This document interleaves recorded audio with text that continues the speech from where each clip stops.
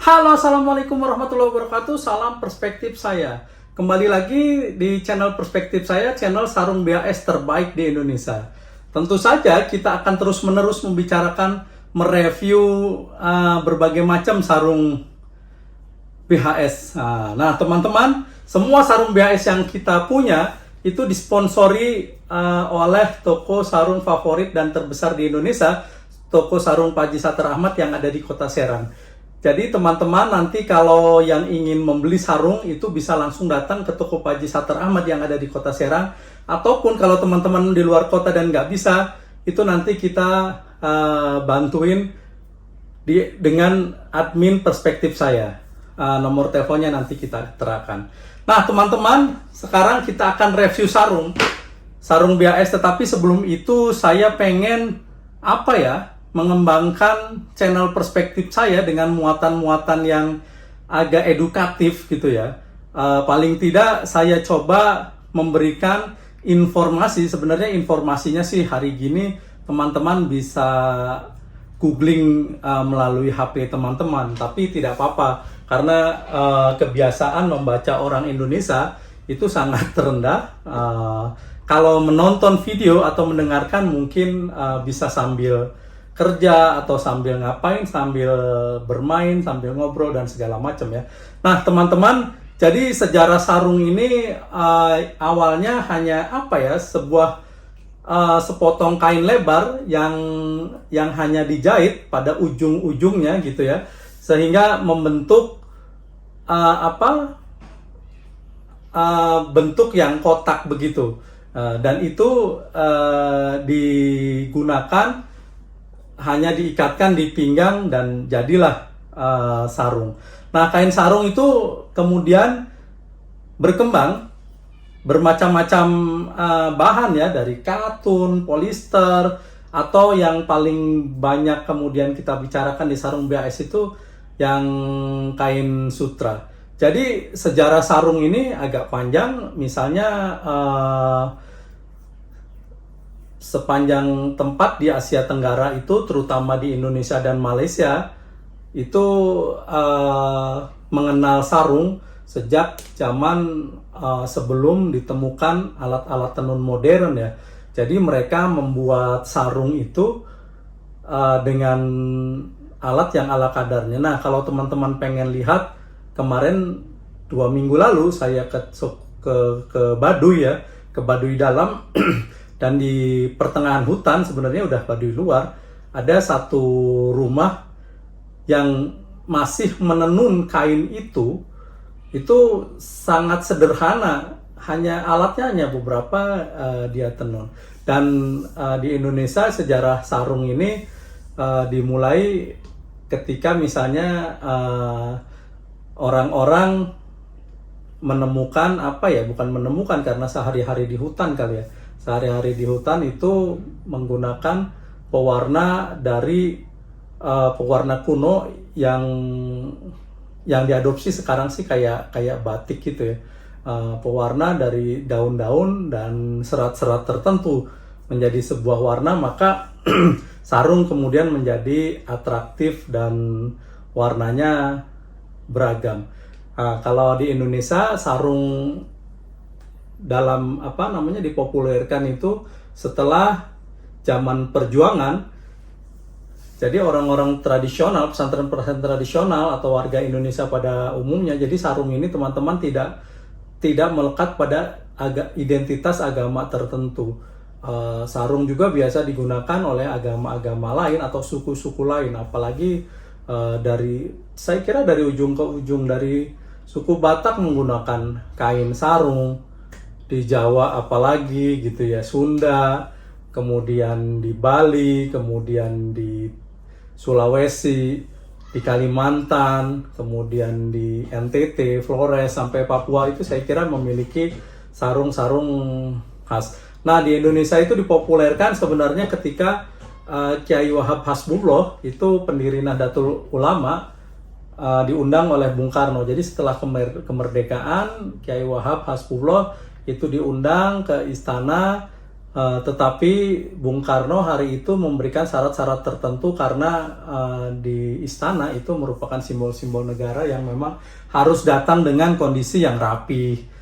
Rapi itu ditandai dengan pakai jas, pakai kemeja, pakai celana panjang, pakai sepatu gitu ya.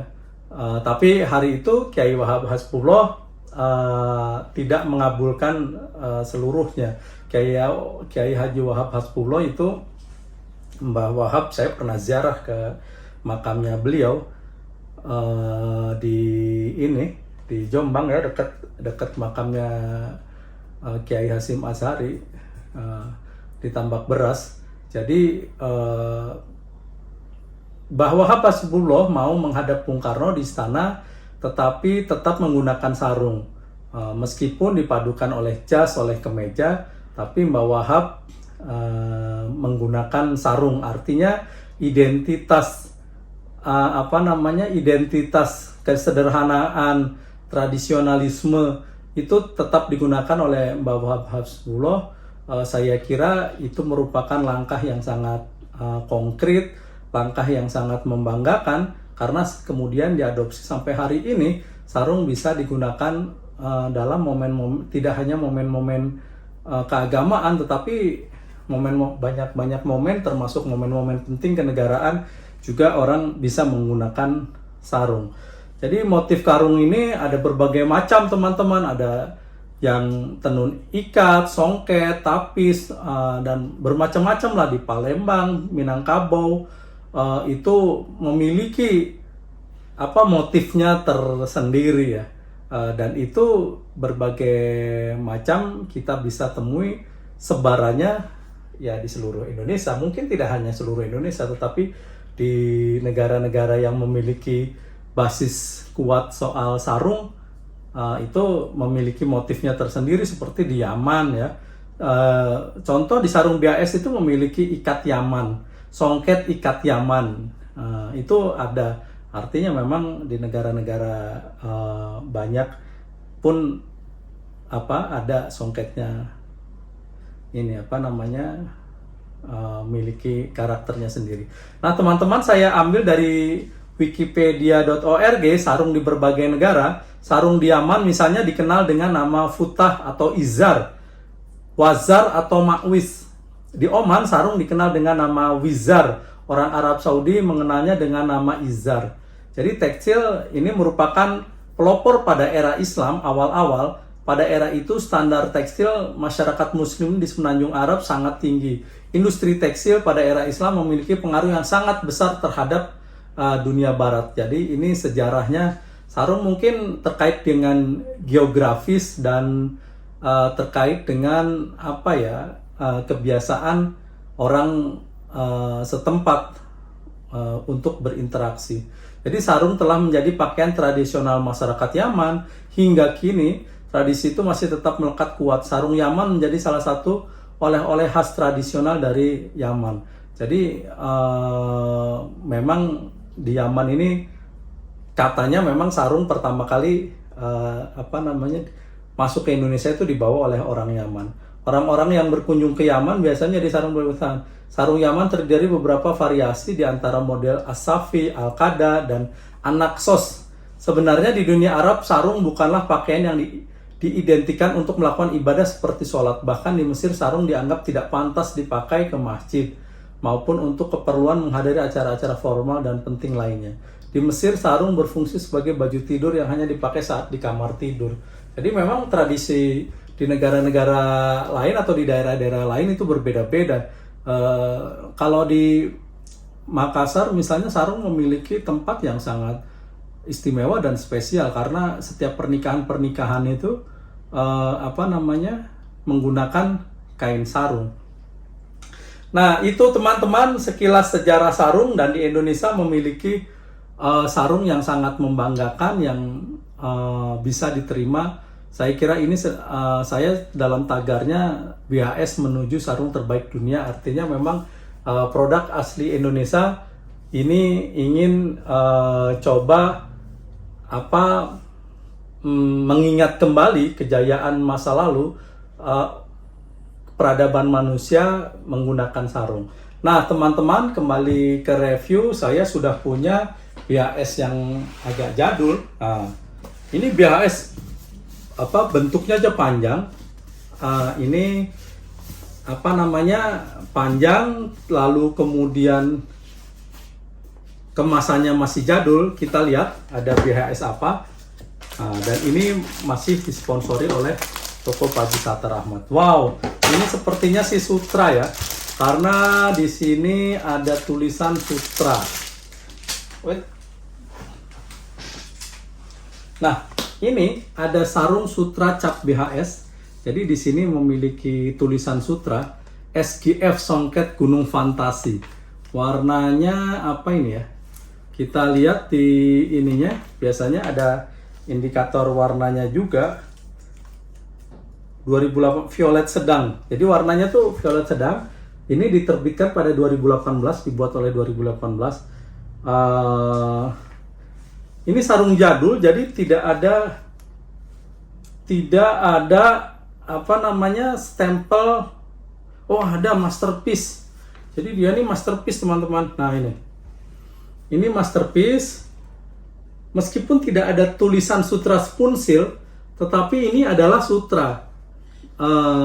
Ininya ada sutranya. Memang ini bahannya saya kira Sutra. Ini bagus banget. Warnanya violet sedang. Ini mungkin violet itu apa ya? Agak ke ungu apa gimana nih? Nah, ini teman-teman. Wow.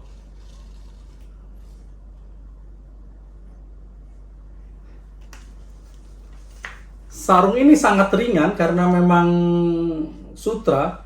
Motifnya SGF ini SGF edisi awal-awal masterpiece kelihatannya, karena di atas ini pasti tidak ada tulisan masterpiece-nya ya. Nah, kita coba buka. Nah, ini sarungnya.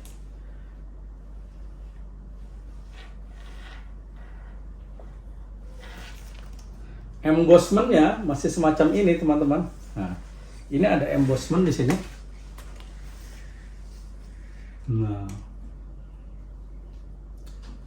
ini motifnya cakep banget.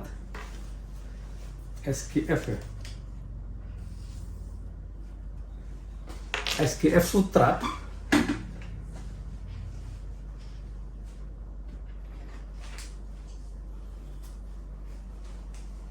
Halus. Jadi ini kayaknya yang lama ya. Karena saya pegang bahan dasarnya ini, dia lembut, tetapi dia kayak emboss ya. Bahan dasarnya lembut, tapi ada embossnya. Ini berbeda dengan sarung masterpiece yang lain yang kayaknya memang ini beda. Nah.